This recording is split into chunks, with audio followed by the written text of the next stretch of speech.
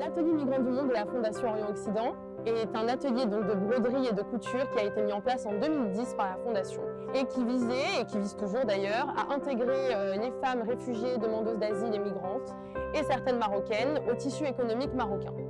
Comment? Via un projet économique et social durable où en fait ces femmes sont salariées de l'atelier et on vend grâce au réseau de la Fondation, que ce soit au Maroc ou à l'étranger, les tenues, le linge de maison qui est confectionné à la main par ces femmes-là.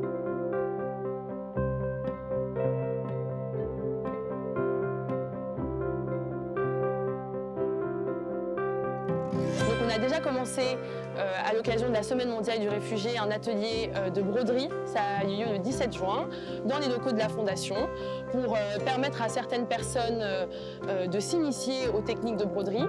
Et surtout, le 24 juin aura lieu un atelier d'infographie et de design à l'Institut français, où justement une réfugiée yéménite va initier les intéressés, marocains, migrants, demandeurs d'asile et réfugiés, aux exercices basiques de l'infographie et du design. Le Fab Lab est un lieu de création, de coworking. C'est un espace de coworking qui peut être pluridisciplinaire, mais aussi qui peut servir à plein d'activités. On a un Fab Lab ici à Rabat qui est spécialisé et qui est orienté vers le design, que ce soit le design d'objets, le design de tissus, etc. On a des machines qui sont là pour. On a une imprimante 3D, on dispose également d'une graveuse laser et découpeuse.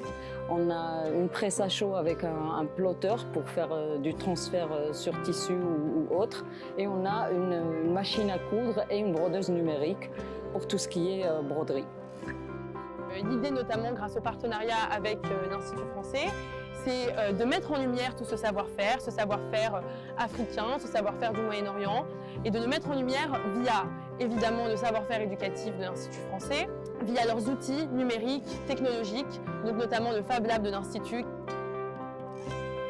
Je l'imagine comme un lieu cosmopolite qui va pouvoir justement donner accès et permettre des rencontres surtout entre différents publics et différentes personnes de différents milieux. C'est-à-dire que dans l'idéal, il permettrait de faire la rencontre et le lien entre designers, professionnels, amateurs et des étudiants de tout domaine.